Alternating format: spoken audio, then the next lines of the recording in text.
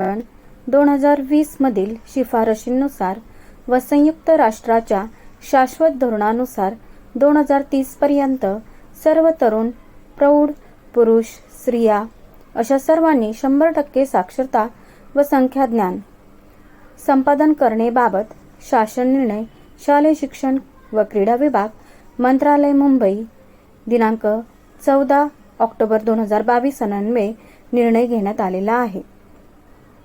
यानुसार राज्य, जिल्हा, तालुका व शाळा स्तरावर 4 स्तरीय समितीची स्थापना करण्यात आलेली असून सर्व शाळांमार्फत असाक्षर स्वयंसेवक यांची नोंदणी पूर्ण झालेली आहे.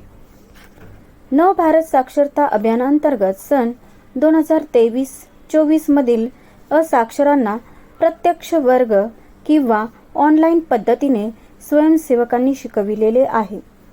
या माध्यमातून असाक्षरांमध्ये पायाभूत साक्षरता, विविध जीवन कौशल्ये, निरंतर शिक्षण देणे सुरू आहे. श्री साईनाथ शिक्षण संस्थेच्या माध्यमिक विद्यालयातील सामाजिक चेतना केंद्रातील नवसाक्षर व स्वयंसेवक त्यांचा मागील वर्षाचा अनुभव शाळेतील नव भारत साक्षरता अभियान सर्वेक्षिका सौ बडे यांच्याबरोबर सामायिक करताना.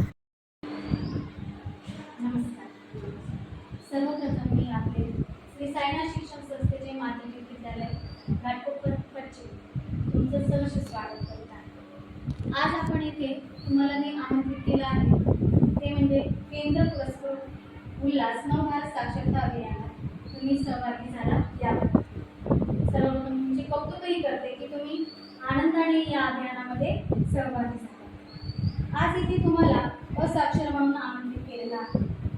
मात्र तुम्ही मागच्या वर्षी अभ्यास केला, वर्णमाला वगैरे अभ्यास केला की नाही? तर म्हणूनच मी आज तुम्हाला असाक्षर न म्हणता नवसाक्षर म्हणणार. तर सर्वप्रथम तुम्ही आपापली ओळख करून द्यावी अशी मी तुम्हाला विनंती करते. आपला परिचय द्या. नाव सांगा. वर्षा नंदुरबार. आपलं नाव? वर्षा गणेश.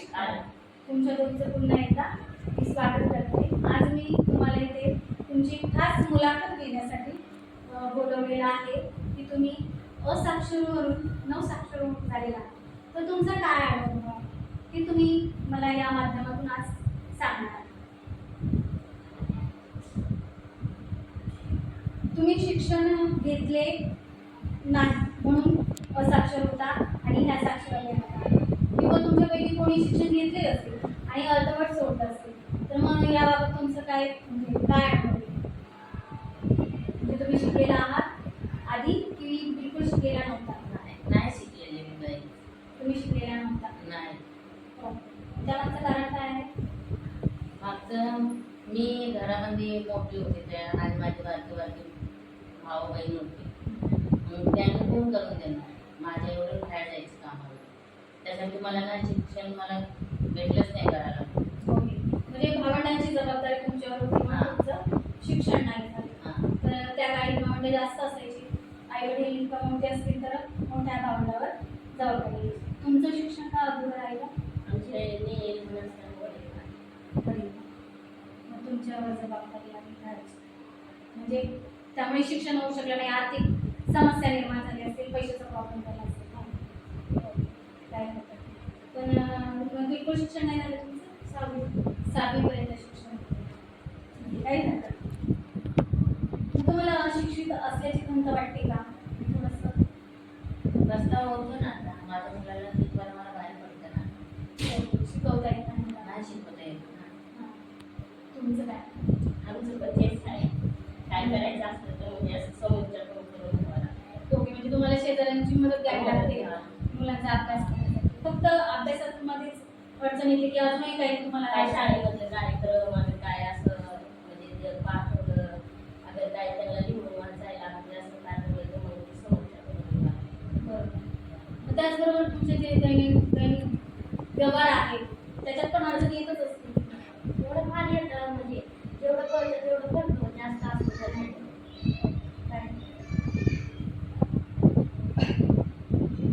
नव भारत साक्षरता अभियानात तुम्ही सहभागी सहभागी झाला, बरोबर? मग याची प्रेरणा कुठून मिळाली तुम्हाला? आपल्या शाळेकडनं. शाळेकडनं. म्हणजे याच्या आधी तुम्ही शिकण्याचा काही प्रयत्न वगैरे केला होता? नाही. नाही, म्हणजे शाळेमधून ज्यावेळेस सर्वेक्षण झालं, वर्गावर्गांमध्ये जाऊन विचारलं की कोणाचे बालक साक्षर आहे, शिकलेला आहे, त्यावेळेस तुम्हाला तुम्ही माहिती हां, तिकडनं शाळेकडनं. शाळेमध्ये. म्हणजे ह्या अभियानांतर्गतच तुम्हाला माहिती हां. तुमचं तर शिक्षण झालेलं होतं, तर तुम्हाला पुढे शिकण्याची इच्छा होती.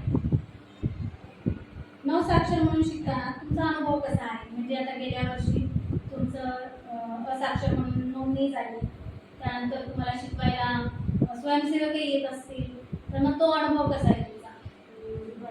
बरं वाटतं जरा. थोडंफार ज्याला थोडं चांगलं येतं. चांगलं आवडली वाटते जरा. आवड वाटते.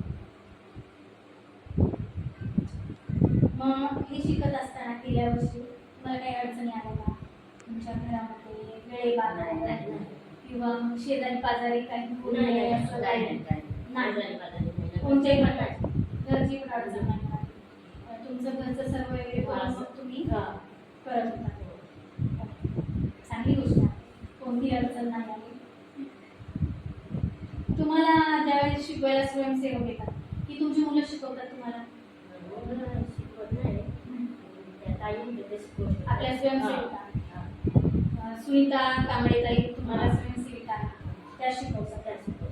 मग त्या शिकवत असताना अशी भीती वाटते, कमीपणा वाटतो किंवा आनंद होतो? काय चांगलं वाटतं. चांगलं वाटतं. तुमची पुढे शिकण्याची इच्छा आहे? हो. म्हणजे शिकण्याची इच्छा म्हणजे फक्त अक्षर ओळख आहे की शिक्षण, पुढचं शिक्षण घ्यायचं? म्हणजे आता तुम्ही 10वी झालेली आहे, तुम्हाला लिहिता वाचता यायला नाही, बरोबर आहे? मग पुढे काही रात्र शाळाचा पर्याय आहे किंवा 17 नंबरचा फॉर्म आहे 10वीसाठी, असं काही शिकण्याची इच्छा आहे त्या पुढे जाऊन? 10वीचं तर काय नाही नंबर आपल्याला, पण पूर्ण शिक्षण पाहिजे वाटतं तर आपण लिहू शकतो ना. आता असं डायरेक्ट म्हणण्यापेक्षा जर तुम्हाला लिहिता वाचता आलं, त्या तुमच्या क्षमता पूर्ण झाल्या, त्यानंतर आपला हा 5 वर्षाचा कार्यक्रम आहे 2022 ते 27, तो तुम्ही पूर्ण केला, तुम्हाला चांगल्यापैकी लिहिता वाचता यायला लागला, आणि जर आपल्या शासनाने जर पुढे चालून 10वीची परीक्षा किंवा असा काही उपक्रम अजून राबवला, तर तुम्ही त्याच्यात सहभागी व्हायला तुम्हाला आवडेल का? हो, आवडेल. जे शिकलेले नाही, म्हणजे तुमच्याच वयाचे जे शिकलेले नाही किंवा ह्या अभियानामध्ये आपण आपल्या शाळेतून सर्वे केला, तुमच्याबरोबर अजून बरेच साक्षर होते, पण ते सहभागी झाले नाही, त्यांनी कारण दिली की आम्हाला शिकण्याची इच्छा नाही किंवा घरात आवडत नाही, वेळ नाही, बरोबर की नाही? म्हणजे त्यांनी ह्या अभियानात आले नाही, जे शिकलेले नाही, अशांसाठी तुम्हाला काही सांगायचे का? त्यांना संदेश द्यायचा